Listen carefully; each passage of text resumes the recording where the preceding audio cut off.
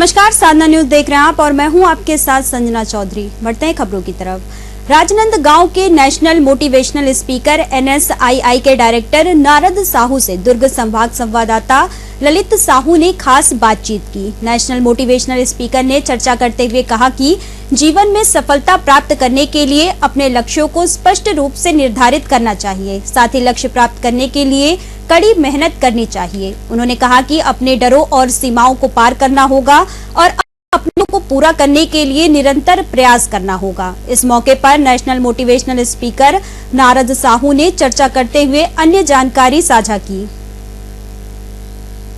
आपकी जीवन की सबसे बड़ी प्रेरणा कहाँ से आपको? सबसे बड़ी प्रेरणा अगर मैं बात करूं तो मेरे संघर्षों से ही है। साहब, एसएमबी ग्रुप के साथ आपका नाम रहता है और मैंने एसएमबी ग्रुप के माध्यम से आज पूरे ऑल ओवर इंडिया में 6 लाख लोगों को कहीं ना कहीं इस बिजनेस के माध्यम से आगे बढ़ा पाया। कई लोगों को मोटिवेट करते हैं, सकारात्मक दिशा की ओर ले जाते हैं कि जब कोई इंसान आगे बढ़ते रहता है तो हर कोई ये नहीं बोलेगा तू आगे बढ़, हम तुम्हारे साथ हैं, कोई नहीं बोलेगा। जब आप अच्छा काम करेंगे, बुरा काम करेंगे तो हजारों लोग आ जाएंगे। जब आप सफल होंगे ना, आप देखना सर लाखों लोग आ जाएंगे। सोशल मीडिया और नेट में भी काफी लोग हावी हैं, अपना समय बर्बाद कर रहे हैं। क्यों बता? क्योंकि सोशल मीडिया ये ट्रेंड है। आज के डिजिटल युग में अगर आप नहीं हो तो समझ लो आपका बिजनेस नहीं बढ़ेगा। मोटिवेशनल आप लगातार करते हैं, इनका मूल मंत्र क्या है? सर, मोटिवेशनल जो मैं बातें लोगों को बोलता हूँ या प्रेरित करता हूँ युवाओं को, मेरा सबसे बड़ा उद्देश्य है पूरे भारत को लेकर जी। सबसे बड़ा उद्देश्य है कि आज यूथ को मोटिवेशन की जरूरत तो है, उससे ज्यादा जरूरत है डिसिप्लिन। नमस्कार, मैं हूं ललित। साधना न्यूज दुर्ग संभाग ब्यूरो एक बार फिर से आप सभी दर्शकों का साधना न्यूज पर बहुत स्वागत है। और आज हम बेहद ही खास मेहमान से रूबरू होंगे हमारे खास प्रोग्राम एक शख्सियत के तहत, और वो हमारे एक शख्सियत है श्री नारद साहू, जो नेशनल मोटिवेशनल स्पीकर है और उनके जो संस्थान है NSII के जो डायरेक्टर भी है। वो तमाम चीजों को हम समझेंगे। उससे पहले हम नारद साहू सर से समझेंगे कि उनका जन्म कहाँ से हुआ और उनकी शिक्षा दीक्षा कहाँ से हुई। सबसे पहले साहब, साधना न्यूज पर आपका बहुत स्वागत है। नमस्कार आप सभी को और धन्यवाद सर जी। जितने भी यहाँ पर जो मुझे सुन रहे हैं, देख रहे हैं, तो आप सभी को एक बार फिर से नमस्कार बोलना चाहूंगा और स्पेशल थैंक्स बोलना चाहूंगा साधना न्यूज को कि वो हर एक व्यक्ति को आज आगे बढ़ा पा रहे। उनमें से मैं भी एक हूँ जो कि मैं बेसिकली अपने बारे में बताना चाहूंगा। मेरा नाम नारद साहू है और मैं बेसिकली छत्तीसगढ़ राजनांदगांव का रहने वाला हूँ। एक छोटे से गांव से बिलोंग करता हूँ। भाटा गांव एक मेरा छोटा सा गांव है जहां से मेरा बर्थ प्लेस स्टार्ट हुआ। और जब मैंने ये सारे प्रॉब्लम को फेस करते करते यहां तक पहुंचा हूं, उसके पीछे एक सबसे बड़ा कारण है, पर्पस। और वो जो पर्पस है वो है खुद को आगे बढ़ाना। देखिए, वो बोलते हैं ना, लाइफ में अगर आप आगे बढ़ना चाहते हैं तो किसी और की जरूरत नहीं, अगर आपके पास में पर्पस है तो एक छोटे मध्यम परिवार से मैं बिलोंग करता हूं। बचपन में पिताजी का देहांत हो गया, बहुत तकलीफ हुई, प्रॉब्लम हुए। मैं सरकारी स्कूल में पढ़ा, उसके बाद मैं होटल में चाय बेचने का काम भी करता था। बहुत सारे से खराब कंडीशन थे और मैं अपनी पढ़ाई पूरी स्टडी जो किया वो चाय बेच कर किया, दुकान में अपने काम करके किया। बहुत सारे कंडीशन मैंने फेस किया। मुझे एक चीज समझ में आया सर कि हम अगर लाइफ में आगे बढ़ना चाहते हैं तो कहीं ना कहीं रुकावटें हर बार आएगी आपके पास में जी। एक पिताजी का चले जाना, दूसरा पैसे नहीं होना, गरीबी को देखना। तो मैंने उस समय हार नहीं माना, संघर्षों में अपने आप को देखा कि आज मैं संघर्ष कर रहा हूं तो मैं आने वाले समय में लाखों लोगों के लिए प्रेरणा बन सकता हूं। और आज कहीं ना कहीं मैं पूरे भारत में हर जगह लोगों से मुलाकात करता हूं, जाते रहता हूं। मुझे प्राउड फील होता है कि बहुत कम उम्र में मैं अपने आप को इतनी पहचान बना पाया। तो छोटे से गांव से निकलकर शहर तक आना, शहर से देश तक पहुंचना, ये मेरे लिए बहुत प्राउड मोमेंट है जो आज मुझे आज मौका दिया। साहू जी, आपकी जीवन की सबसे बड़ी प्रेरणा कहाँ से आपको मिली ये सब चीजों को करने के लिए? सबसे बड़ी प्रेरणा अगर मैं बात करूं तो मेरे संघर्षों से ही है। क्योंकि अगर मैं संघर्ष नहीं करता तो शायद आज यहां तक नहीं पहुंच पाता। संघर्ष मीन्स होता है सर कि अपने आप को संभालना जी। संघर्ष होता है अपने परिवार को और अपने परिस्थिति को संभालना जी। जब मैंने अपने परिवार, परिस्थिति और खुद को संभालने के लिए तैयार हुआ तब मुझे समझ में आया अगर मैं अपने आप को संभाल सकता हूं तो मैं लाखों लोगों को भी संभाल सकता हूं। और मैंने यही जिम्मेवारी उठाया कि आज मेरे साथ में लाखों लोग या करोड़ लोग क्यों ना आए, मैं उनकी जिम्मेदारी बखूबी निभाऊंगा और उनको भी आगे बढ़ाने के लिए मैं उनको प्रेरित करूंगा और जरूर आगे बढ़ाऊंगा। साहब, एसएमबी ग्रुप के साथ आपका नाम रहता है जी। NSII जो शब्द है वो भी एक अलग ही चीज है।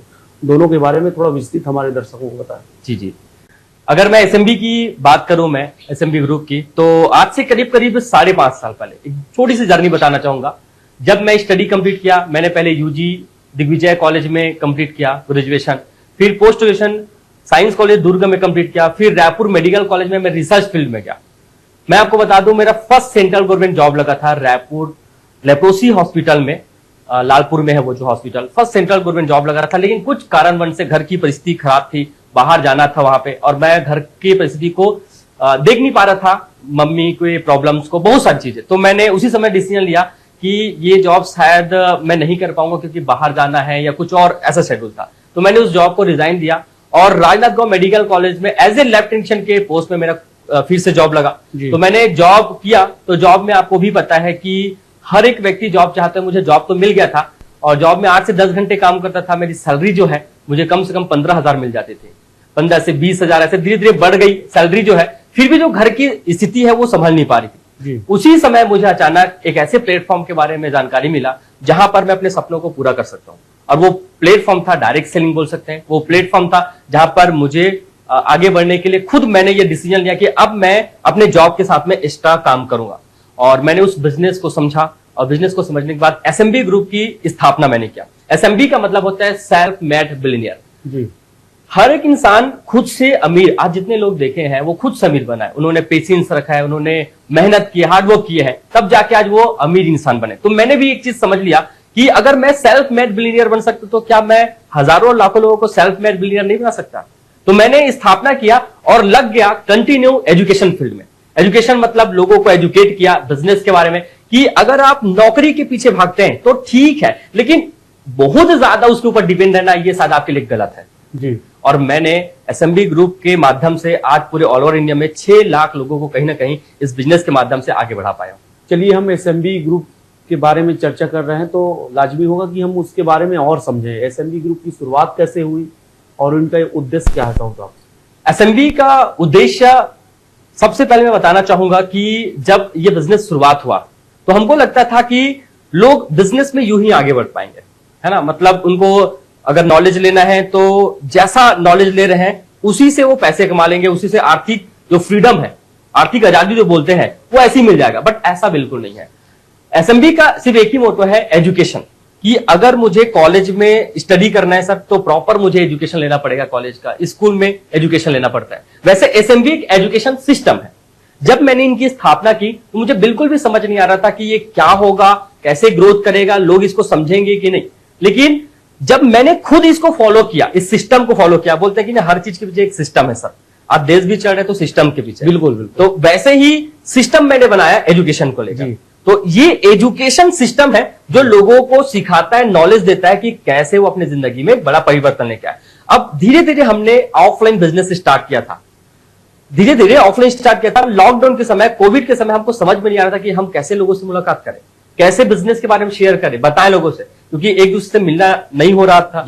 लोग मना कर दे रहे थे कि यार हम आपसे मिल नहीं सकते। उसी समय जब मैंने देखा लॉकडाउन में लाखों लोग बेरोजगार हो गए, लाखों लोग हैं जो घर में ही थे लेकिन कुछ नहीं कर पाए, उसी समय मैंने ऑनलाइन प्लेटफॉर्म को समझा, डिजिटल, जो कि हमारे prime minister Narendra Modi sir भी बोलते हैं कि आज का युग डिजिटल युग है। मैंने डिजिटल युग को समझा और ऑनलाइन काम करना स्टार्ट किया। पूरे बिजनेस को मैंने ऑनलाइन शिफ्ट किया, zoom meeting, Google meets and WhatsApp में कॉलिंग के माध्यम से मैंने बिजनेस स्टार्ट किया और आज पूरे ऑल ओवर इंडिया 29 स्टेट में मेरा बिजनेस जो है वो रन कर पा रहा है। तो ये है एसएमबी की शुरुआत और आज एसएमबी के कारण ही एक मेरा पहचान और ब्रांड बन पाया।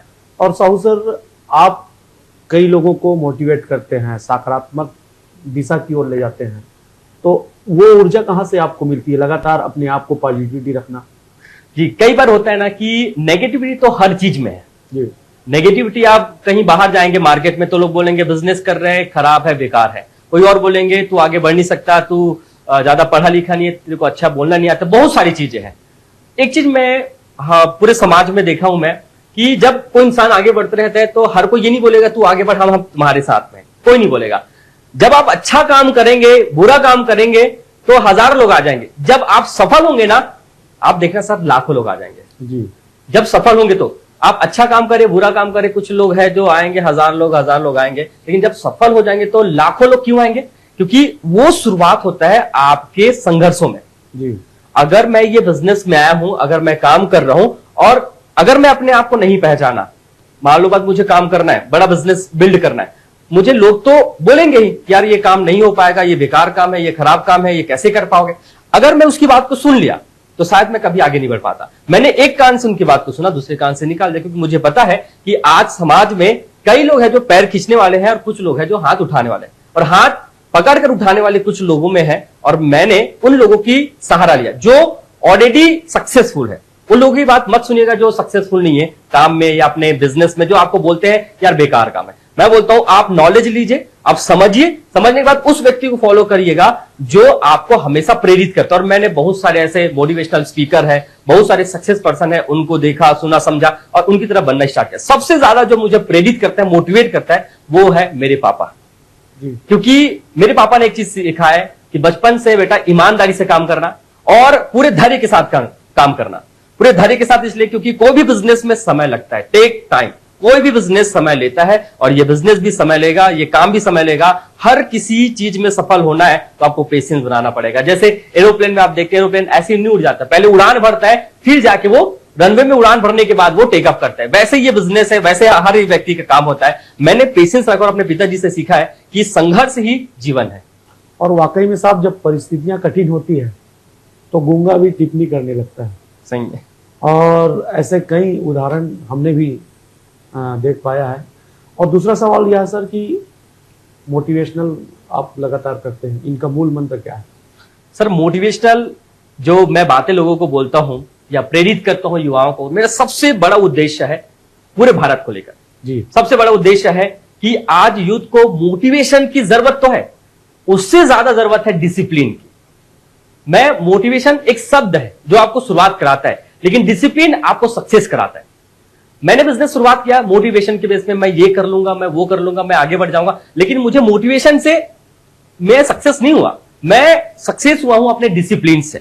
तो आज मैं जो भी हूं या जितने भी लोग जो आगे बढ़ पा रहे हैं, आप देखिए उनको कि वो मोटिवेशन ठीक एक शब्द है, लेकिन आज वो अपने डिसिप्लिन से आगे बढ़ पाए। आज डिसिप्लिन से ही पूरे देश का संस्था चलता है या देश के रूल्स रेगुलेशन बने तो डिसिप्लिन के कारण है। तो मैं सबसे ज्यादा जो लोगों को बोलना चाहूंगा कि अगर आप अपने जीवन में आगे बढ़ना चाहते हैं तो मोटिवेशन शुरुआत करा देगा, डिसिप्लिन है जो आपको सक्सेस करा सकते हैं। जी। और लोगों का जो नजरिया है सर, नेटवर्क मार्केटिंग के प्रति थोड़ा सा चेंज हुआ है, जोड़ना तोड़ना इस तरीके से, तो उसको, उस नजरिए को आप किस तरह देख पाते हैं? जी, अगर मैं नेटवर्क मार्केटिंग की बात करूं तो जैसे मैं शब्द मैं सर बोले, मैं भी बोलूं, तो आपके मन में एक ही सवाल आएगा, मुझे घर जाना है और प्रोडक्ट बेचना है, मुझे यहां जाना है, सेलिंग करना है, मुझे यहां जाना है। ऐसे ये पुराने जमाने के तौर तरीके थे और आज भी ये चलते आए। कई कंपनियां आई और कई कंपनियां लोगों को लेकर डूब भी गई। मनी ऑडिशन कंपनियां आए, बहुत सारे ऐसे कंपनियां जो लोगों को ये बोलकर रही कि आपका पैसा डबल हो जाएगा 21 दिन में या 2 महीने में या 1 साल में डबल हो जाएगा। लोग उस पैसे को मतलब डबल करने के चक्कर में 1 लाख क्या 2 लाख क्या 5 लाख भी लगाया और उसका पैसा लेके वो कंपनी भाग गई। अब मैं एक चीज सवाल करना चाहूंगा, नेटवर्क मार्केटिंग कंपनी क्या वो रजिस्टर्ड थी? क्या वो गवर्नमेंट के रूल्स रेगुलेशन को फॉलो कर रही थी? जरा सोचिएगा, नॉलेज लीजिएगा, क्योंकि आप कंपेयर नहीं कर सकते। आप 1 साल पहले गरम गरम हलवा खाए थे और आपका मुंह जल गया था, और 1 साल बाद फिर से आया और मैंने हलवा दिया आपको, आप बोल रहे हैं कि सर वो हलवा खाने से मुंह जला, तो शायद ये आपकी गलत फहमी है, भ्रम होगा, मिथ होगा। मैं वही बोलना चाहूंगी कि आज भी नेटवर्क मार्केटिंग कंपनी चल रही है, अच्छे से ग्रोथ कर रहे हैं, लोग आगे बढ़ पा रहे हैं। बस आपको समझने की जरूरत है कौन अच्छी है कौन बुरी है, क्योंकि दुख और सुख जैसे है ना वैसे अच्छी कंपनी भी है और बुरी कंपनी भी है। बस आपको समझना है कि कौन सी कंपनी है जो आपको आगे बढ़ा सकती है, क्योंकि नेटवर्क मार्केटिंग लोगों को आगे बढ़ा भी सकते हैं और उसके साथ में लाखों लोगों की भलाई भी कर सकते हैं। जरा सोच समझकर और स्टडी करके करना चाहिए। और नेटवर्क मार्केटिंग की परिभाषा में आपको बताता हूं सर, ये सर्विस प्रोवाइडर कंपनी होती है, गवर्नमेंट से अप्रूव्ड है। 2016 में गवर्नमेंट ने रूल्स एंड रेगुलेशन जारी किया और उस रूल्स एंड रेगुलेशन के कारण आज बहुत सारी कंपनियां जो लीगल वे में, आज देखिए कि बहुत सारे दिल्ली में फंक्शन होते थे जिसमें से बड़े बड़े मिनिस्टर भी आते हैं, बड़े बड़े वहां पर अधिकारी भी आते हैं जो इस बिजनेस को प्रमोट करते हैं। क्यों प्रमोट करते हैं? क्योंकि अब ये लीगल वे में रन होने लगा है। तो मैं बस बोलना चाहूंगा इसको बहुत अच्छा है, बस थोड़ा जांचिए परखिए फिर काम करिए। और सर आज के जो युवा है जो हाईटेक हो चुके हैं, सोशल मीडिया और नेट में भी काफी लोग हावी हैं, अपना समय बर्बाद कर रहे हैं, तो युवाओं के सफलता के लिए किस तरह से सलाह आप देते हैं? अगर मैं बात करूं तो विज्ञान अभिशाप भी है और श्राप भी है। जी। अगर मैं विज्ञान की बात करूं तो पहले हमको भी नहीं आता था कि ये क्या इंस्टाग्राम है, क्या फेसबुक है, क्या यूट्यूब है, क्या व्हाट्सएप है। आज मैं आपको बता दूं 90% लोग सोशल मीडिया में है। 90% लोग क्यों बताया? क्योंकि सोशल मीडिया ये ट्रेंड है। आज के डिजिटल युग में अगर आप नहीं हो तो समझ लो आपका बिजनेस नहीं बढ़ेगा। कोई भी प्रमोशन करना है पहले डिजिटल करिए आप, क्योंकि डिजिटल शिफ्ट हो गया। डिजिटल में लोग हैं, मिलियंस लोग हैं पूरे ऑल ओवर इंडिया में, ऑल ओवर वर्ल्ड में। और मैं आपको बता दूं किसी भी बिजनेस को अगर आपको कम समय में ज्यादा लोगों तक पहुंचाना है तो डिजिटल युग है जो आपको आगे बढ़ा सकता है। एक चीज मैं क्लियर करना चाहूंगा, जैसे आज की यूथ ज्यादातर इंस्टाग्राम देखने में, स्क्रॉल करने में टाइम पास कर रहे हैं, या YouTube short video, long video देखने में टाइम पास कर रहे हैं। उससे अच्छा है कि आप इसमें बिजनेस देखिए, क्योंकि ये विज्ञान श्राप भी है। मतलब आपको डुबा भी सकता है, आपके समय को, आपके एनर्जी को, और एक तरफ आपको आगे बढ़ा भी सकता है अगर आपने सही यूज किया तो। मैंने तो सही यूज किया इंस्टाग्राम का, फेसबुक का, यूट्यूब का, डिजिटल मार्केटिंग का, और डिजिटल मार्केटिंग के कारण ही आज मैं लाखों की अर्निंग कर पा रहा हूं, आज मैं लाखों लोगों की मदद कर पा रहा हूं। आप भी कर सकते हैं, बशर्ते आप इस विज्ञान के जो डिजिटल प्लेटफॉर्म को सही समझने की जरूरत है और सही तरीके से सीखने की जरूरत है। Learning is earning. अगर आप सीख गए तो अर्निंग तय है और सक्सेस होना तय है। जी। और सर, डायरेक्ट सेलिंग में जो चुनौतियां होती है उनको आप किस तरह से देख पाते हैं? क्या वाकई में चुनौतियां का सामना लोगों को करना पड़ता है? जी हाँ सर, डायरेक्ट सेलिंग की बात करूं तो पहले जमाने में भी चुनौती थी और आज भी चुनौतियां हैं। हर जगह आपको मिलेंगे ही कि अगर मान लो बस मैंने किसी व्यक्ति को बिजनेस के बारे में बताया, शेयर किया, तो अगर 10 व्यक्ति को मैंने बताया तो 10 में हो सकता है 6 या 7 लोग मना कर दे, 2-4 लोग बिजनेस में आते ही हैं, वो काम करते हैं। क्यों पता है? क्योंकि आपको भी पता है कि किसी भी व्यक्ति को बिजनेस शेयर करना या किसी भी व्यक्ति को अपने बिजनेस में लेकर आना, वो सबसे बड़ी चुनौती क्या है? उनको समझाने की। ये वो समझ ही नहीं पा रहा है कि वो एक्चुअल में कैसे आगे बढ़ेगा, कैसे कॉन्सेप्ट को समझेगा, वो समझने के लिए तैयार नहीं। हमको क्या करना पड़ता है कि किसी भी व्यक्ति को समझाने के लिए या डायरेक्ट सेलिंग को समझाने के लिए हमको कॉन्सेप्ट को क्लियर करना पड़ता है कि एक्चुअल में ये आपको क्या दे सकता है, विजन क्या है, इनका मिशन क्या है। और मैं यही बोलना चाहूंगा कि आज डायरेक्ट सेलिंग जो युग है, युग बोल सकते हो सर, क्योंकि 2025 में गोल्डन ईयर बताया गया डायरेक्ट सेलिंग को लेकर, और ये 62,000 रुपए करोड़ का टर्नओवर देने वाली मात्र एक ऐसी इंडस्ट्री बनेगी जो कि फिक्की और केपीएमजी एक गवर्नमेंट बॉडी है जिन्होंने ये जारी किया। अब चुनौती तो आएगी, पहले भी आ रही थी, आज भी आ रही है। बस हमको क्या करना है? स्वीकार करना है कि आती है और अच्छे तरीके से हमको लोगों को परोसना है। आज लोग गलत तरीके से बिजनेस करते हैं, गलत तरीके से डायरेक्ट सेलिंग करते हैं, या गलत तरीके से लोगों तक पहुंचते, इसलिए उनको रिजल्ट नहीं आता। आप सही तरीके से करिए, हॉनेस्टी के साथ में, एथिक्स के साथ में, तो आप सही तरीके से बिजनेस कर पाएंगे और डायरेक्ट सेलिंग आपको वो देगा जो आप चाहते हैं। और एक सच्चा लीडर का सर प्रतीक क्या होना चाहिए आपके हिसाब से? जी सर, एक सच्चा लीडर वही होता है जो इनिशिएट करता है। इनिशिएट मतलब होता है पहल करना। महात्मा गांधी ने जब नमक तोड़ो आंदोलन का शुरुआत किया था, दांडी यात्रा किए थे, तो वो पहले ये नहीं देखे थे कि पूरे देश वाले मेरे साथ में आएंगे तब मैं ये आंदोलन करूंगा, नहीं देखे। उन्होंने क्या किया था? पहले इनिशिएट किया था, पहल किया था। मैं अगर आगे बढ़ गया तो मेरे साथ में जितने लोग हैं वो भी आगे बढ़ जाएंगे। आज जितने भी लोग जिनको आप जानते हैं जो फेमस है, उन्होंने क्या किया? इनिशिएट किया। Mahendra Singh Dhoni, Virat Kohli sir, Ratan Tata, Bill Gates, उन्होंने क्या किया? इनिशिएट किया था। तो मैं बोलूंगा लीडरशिप की एक सबसे बड़ी क्वालिटी है इनिशिएट करना, पहल करना। दूसरा है कमिटमेंट। अगर आप कुछ चाह रहे हैं, मुझे ये चाहिए, तो उसके लिए आप कमिटेड रहिए, मुझे करके दिखाना है। जैसे आज बहुत सारे यूथ हैं, आप देखें कितने ट्रेंडिंग में है कि आज वो इतना आगे बढ़ पा रहे हैं, खुद सरकार उनको प्रोत्साहित करते हैं। क्यों? क्योंकि वो कमिटेड है अपने काम के प्रति। तो लीडरशिप, इनिशिएट करना, कमिटमेंट करना, और एक सबसे बड़ी जो काम है वो है रिस्पॉन्सिबिलिटी की, जिम्मेदारी की। अगर कोई भी काम आप लिए हैं तो पूरे बखूबी उनको निभाइए पूरे जिम्मेदारी के साथ। और मैं ये 3 चीज करता हूं, मैं पहल करता हूं, उसके बाद मैं कमिटेड रहता हूं, तीसरा मैं रिस्पॉन्सिबिलिटी लेता हूं। इसी कारण आज मेरी लाखों के जो लोग हैं मुझे प्यार करते हैं, लाखों की टीम बन पाई है। और इंडिया के हर एक स्टेट में मैं जा जाकर जब सेमिनार करता हूं तो हजारों लोग आते हैं, चाहे मुंबई हो, दिल्ली हो, पंजाब हो, बिहार हो, हर एक स्टेट में जाकर मैं ऐसा ट्रेनिंग करता हूं। और सर, जब हम चर्चा की शुरुआत शुरू में जब किए थे तो हमने NSII के बारे में चर्चा किए थे, तो इनका उद्देश्य और स्थापना का कारण भी दर्शकों को बताएं सर। जी जी, अगर मैं NSI की बात करूं, NSII Narad Sahu international institute, मेरा नाम नारद साहू है, इंटरनेशनल। अच्छा, आप ही के नाम से हो? जी, मेरे नाम से ही है। इनिशिएट करना मैं क्यों जरूरी समझा NSII को? क्योंकि मैं चाहता हूं कि छत्तीसगढ़ इंडिया और इंटरनेशनल, सिर्फ छत्तीसगढ़ ना सही, सिर्फ इंडिया ना सही, इंटरनेशनल हर जगह ये बिजनेस लोगों तक पहुंचे कि कैसे एक यूथ भी एक बिजनेस के माध्यम से एक एम्पायर बिल्ड कर सकता है। मेरा विजन यही है कि आज लाखों युवा हैं जो बेरोजगार भटक रहे हैं, उनके पास में कोई प्लेटफॉर्म नहीं, तो as a book launching, career guidelines, corporate event, बहुत सारे से वर्क जो एक ही छत के नीचे मैं आप लोग को प्रोवाइड कराना। इनका मिशन यही है कि कुछ सालों के अंदर, अगले 1 से 2 साल के अंदर पूरे ऑल ओवर इंडिया में इनका ब्रांच ओपन हो जाएगा NSII का। और मैं बताना चाहूंगा सर, जब इनका मैंने खुद नाम रखा तो मैंने सिर्फ छत्तीसगढ़ के बारे में नहीं सोचा, मैंने सोचा इंडिया के अलग जगह जाकर भी इंडिया का नाम रोशन करना, भारत का नाम रोशन करना, अलग देश में जाकर भारत का नाम रोशन करना, और ताकि बिजनेस को लोग समझ पाए और अच्छे तरीके से भी ग्रोथ कर पाए, युवा समझ पाए बिजनेस में क्या स्कोप है। मेरा सिर्फ एक ही उद्देश्य है कि लोग ना जॉब के पीछे मत भागे। ठीक है, जॉब मिल गया अच्छा है, लेकिन उसके पीछे भी हर व्यक्ति भाग रहा है और उसको नहीं मिल रहा है, बहुत तकलीफ हो रहा है। तो मैं देखता हूं लोगों की तकलीफ, क्योंकि मैंने भी स्टडी किया, मैंने भी जॉब किया, तो उसके पीछे ना भागे। एक ऑप्शन और है, आप करिए जॉब, लेकिन एक ऑप्शन और है बिजनेस का, और बिजनेस बहुत सारे हैं। आप डिजिटल मार्केटिंग आप देख सकते हैं, सोशल मीडिया एजेंसी देख सकते हैं, और आप कॉर्पोरेट इवेंट देख सकते हैं, बुक पब्लिशिंग का देख सकते हैं, बहुत सारी चीजें हैं, डेटा एनालिसिस का देख सकते हैं। डेटा एनालिसिस अगर करेंगे ना तो बहुत सारी चीजें हैं जो आपको यहां पर मिल जाएगा, जो कि एक ही छत के नीचे 12 प्रकार के बिजनेस जो आपको खुद घर बैठे प्रोवाइड मैं करा सकता हूं। ये मेरा विजन और मिशन है।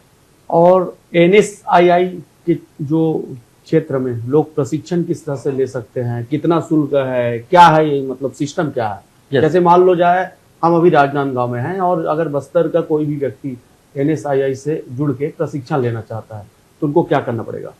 NSII का सिंपल उद्देश्य है हर गांव, हर शहर, हर राज्य, हर देश तक जाना, और चाहे वो गरीब हो चाहे वो अमीर हो, हमारा सिर्फ एक ही उद्देश्य है कि उनको डिजिटली लेके आना, और डिजिटली अगर नहीं आ पा रहे तो उन तक पहुंच पाना, या वो हम तक, हमारी संस्था तक पहुंचेंगे जहां पर एजुकेट किए जाएंगे, ग्राफिक्स से लेकर या सोशल मीडिया से लेकर, या खुद की ब्रांड वैल्यू बनाना है या खुद की एक पहचान बनाना है, हम खुद उन तक पहुंचेंगे। हमारी इंस्टीट्यूट अभी राजनांदगांव में है, दुर्ग में चली जाएगी, फिर रायपुर में, ऐसे करके छत्तीसगढ़ के हर सिटी में, और उसके बाद हर एक स्टेट में हमारा ब्रांच अभी कुछ समय बाद धीरे धीरे ओपन हम कर लेंगे, एंड इंटरनेशनल भी हमारा जाने का प्लानिंग है सर। साहू सर, मैं ये बोल रहा था कि जैसे कि कोई विदेश में व्यक्ति है, उसको ऑनलाइन भी अपन ले सकते हैं, तो उस तरह की सुविधाएं आपके यहाँ है क्या? जी, अभी तो फिलहाल नहीं है, लेकिन हमारा प्लानिंग है पूरा कि 2026 तक कि हम इंटरनेशनल भी धीरे धीरे हम बिजनेस को डेवलप कर लेंगे, और हमारा ऑफिस दुबई में भी हो, मलेशिया में भी हो, और अलग अलग जो कंट्री है वहां पे भी हम बिजनेस कर पाए। तो अभी कुछ बातें जो चल रहा है इंटरनेशनल, ताकि मैं चाहता हूं कि हमारे इंडिया के लोग कहीं और भटके ना, हमारे इंडिया के लोग इसी NSII में रोजगार उनको मिले, और एक अच्छा खासा अर्निंग जो आप चाहते हैं, महीने का 20,000 से 50,000 या 1 लाख चाहते हैं, जरूर आपको मिल सकता है, बशर्ते आपको इस चीज को समझने की जरूरत है। और अभी हमने स्टार्टअप किया है, धीरे धीरे ये ब्रांच बढ़ेगा, धीरे धीरे ये लोग आएंगे, धीरे धीरे इसको समझने वाले लोग आएंगे, और फिर वहां पर कार्रवाई स्टार्ट होगा। तो कहीं ना कहीं आप NSII के संरक्षण और संवर्धन की लगातार प्रयास कर रहे हैं जी, नया नया सर्च कर रहे हैं। सर, आप मैनेजिंग डायरेक्टर हैं NSII के, तो जब कोई भी चीज को आप डायरेक्टरी देंगे तो एक टीम की आवश्यकता पड़ती है। आपकी टीम पे कौन कौन लोग हैं, उनके बारे में थोड़ा विस्तार बताएं। जी, हमारी टीम में अगर मैं बात करूं तो बोलते हैं ना कि अकेले व्यक्ति कुछ नहीं कर पाएगा जी, और अगर आपके साथ टीम है तो आप बहुत कुछ कर सकते हैं। तो मेरे साथ में करीब करीब 20 ऐसे टीम है जो अलग अलग चीजों को वो प्रोवाइड करा रहे हैं। कोई सोशल मीडिया देख रहे हैं, कोई ग्राफिक्स देख रहे हैं, कोई कॉलिंग में है, कोई कस्टमर से डील कर रहे हैं, कोई क्लोजिंग कर रहे हैं। तो अलग अलग कैटेगरी, जैसे यहां पर मैं नाम लेना चाहूंगा, मिसेस वनिता साहू मैम खुद मेरी वाइफ है, जो मुझे सपोर्ट कर रही है वो आगे बढ़ने में, और वो प्रॉपर तरीके से NSII को लेकर बहुत ज्यादा सीरियस है, और वो चाहती है कि NSII सिर्फ छत्तीसगढ़ में नहीं पूरे इंडिया लेवल में और इंटरनेशनल भी जाए। उसके बाद फिर प्रवीण मार्कंडे जी है, साक्षी जी है, उसके बाद पायल जी है, रमा जी है, स्वप्निल जी है, गौरी शंकर पटेल जी है, और वैसे ही बहुत सारे मेरे टीम पार्टनर हैं जो पूरा अच्छे तरीके से यहाँ ऑफिस में बैठकर ही रन कर पा रहे हैं। और बता दूं सर, यहाँ पर हम लोकल राजनांदगांव में बैठे हैं, और हमारा काम चल रहा है पूरे ऑल ओवर इंडिया में, पूरे ऑल ओवर इंडिया में, चाहे यूट्यूब के माध्यम से हो, इंस्टाग्राम के माध्यम से हो, फेसबुक के माध्यम से हो, या डिजिटली जो भी काम कर सके, हम यहाँ बैठकर पूरे 29 स्टेट पे अपना बिजनेस कवर कर पा रहे हैं। जी, तो काफी बेहतर ढंग से आप इंफ्रास्ट्रक्चर बनाने में लगे हैं, और एक महिला का जब सपोर्ट मिलता है घर में तो टीम और भी मजबूत हो जाती है सर। जी। और जब महिला खुद आपके साथ हो, आपके लाइफ पार्टनर खुद साथ हो, तो मुझे लगता है कि कोई भी रुकावट नहीं आता। जी बिल्कुल सर, बोलते हैं नारी ही शक्ति है, नारी ही जननी है। जी, जननी मतलब वो करता धरता है। और जब मैं NSIII की शुरुआत किया तो मुझे ऐसा कोई था नहीं कि मैं कैसे शुरुआत करूंगा, कैसे कर पाऊंगा कि नहीं कर पाऊंगा। मैं बुक भी लिखा, बिजनेस का ब्रह्मास्त्र बुक भी लिखा, तो मुझे बिल्कुल समझ में नहीं आता मैं कैसे लिखूं, कैसे आगे बढ़ूं, क्या करूं, मुझे बिल्कुल समझ में नहीं आ ये रहा था। बुक के बारे में भी थोड़ा समझेंगे। हम 3 बुक यहाँ देख पा रहे हैं, बिजनेस का ब्रह्मास्त्र जी, और वो बुक जरा दीजिएगा मेरे को। और ये कुछ अलग भाषा पे है जी, 3 लैंग्वेज में, 3 भाषाओं में है। और ये बिजनेस से संबंधित ये भी बुक है। जी जी तो तीनों बुक आपने खुद लिखे हैं? जी, मैंने लिखे। कहाँ कहाँ डिस्ट्रीब्यूट हुआ सर ये अभी इंडिया में जैसे हमने अमेजोन में, जी, फ्लिपकार्ट में, तो लोग ऑनलाइन ऑर्डर करा रहे हैं। अमेजोन के माध्यम से बुक जो है बिक रहा जी। है, और फ्लिपकार्ट के माध्यम से, मीशो के माध्यम से, और बहुत सारे ऐसे बुक डिपो है जहां पर ये बुक जो है वो भी चला गया है। जी। तो अगर कोई भी जो है यूथ है, कोई भी बिजनेसमैन है जो चाहता है कि बिजनेस मेरा बढ़े, या मैं बिजनेस कैसे शुरुआत करूं, या बिजनेस में क्या क्या प्रॉब्लम आ रहे हैं, क्या मैं ऐसे फॉर्मूले अपनाऊं जिससे मेरा बिजनेस जो है वो 10x बढ़ जाए। जी, ये बिजनेस का ब्रह्मास्त्र बोलते हैं ना सर, जहां सूर्य की किरण हो वहीं सूर्यास्त होता है, जी, जहां सूर्य की किरण हो वहीं सूर्यास्त होता है, और जहां बिजनेस की शुरुआत हो वहीं बिजनेस का ब्रह्मास्त्र होता है। जी, तो बिजनेस का ब्रह्मास्त्र मतलब अगर आप शुरुआत कर रहे हैं बिजनेस की, अगर आप चाहते हैं अपने बिजनेस को 10x ग्रोथ करना, चाहे यूथ है, चाहे आप बिजनेसमैन है, जॉब पर्सन है, कोई भी किसी भी कैटेगरी में और किसी भी सेक्टर में आप बिजनेस को बढ़ाना चाहते हैं, तो ये मदद कर सकता है ऑनलाइन के माध्यम से और ऑफलाइन के माध्यम से। अगर आप चाहते हैं ये बिजनेस को परचेस करना, अमेजॉन, फ्लिपकार्ट, मीशो, और साथ ही साथ अपने बुक डिपो में भी पता कर सकते हैं, ये अवेलेबल है। और सर जब लंबे समय से अब आप काम कर रहे हैं तो अनुभव का सागर भी बन जाता है जी। तो अनुभव आपके पास है, और अनुभव के साथ एक सम्मान भी मिलने लगता है। जी। तो अवार्ड कहाँ कहाँ से आपको मिल पाया?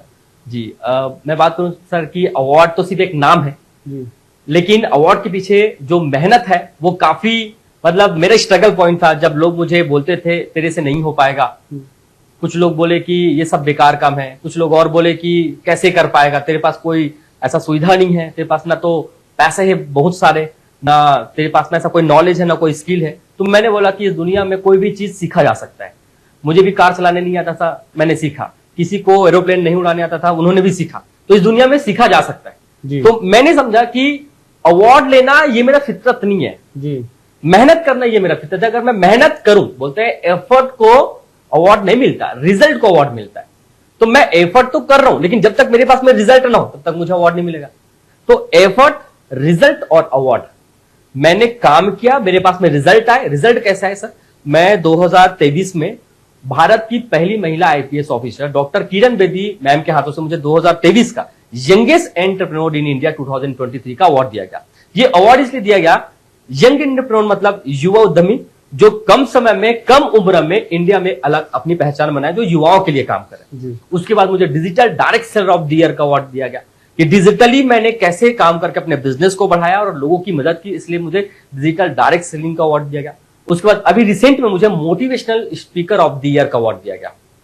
तो मुंबई में, दिल्ली में और बिहार में अलग अलग स्टेट में जाकर ये मुझे अवार्ड मिला गया। Inspirational leader of the year, motivational of the year, digital direct seller of the year, youngest entrepreneur in India 2023 का अवार्ड दिया गया। ये इतने सारे जो अवार्ड मिला, एंड साधना न्यूज भी मुझे बहुत ज्यादा सम्मानित किए।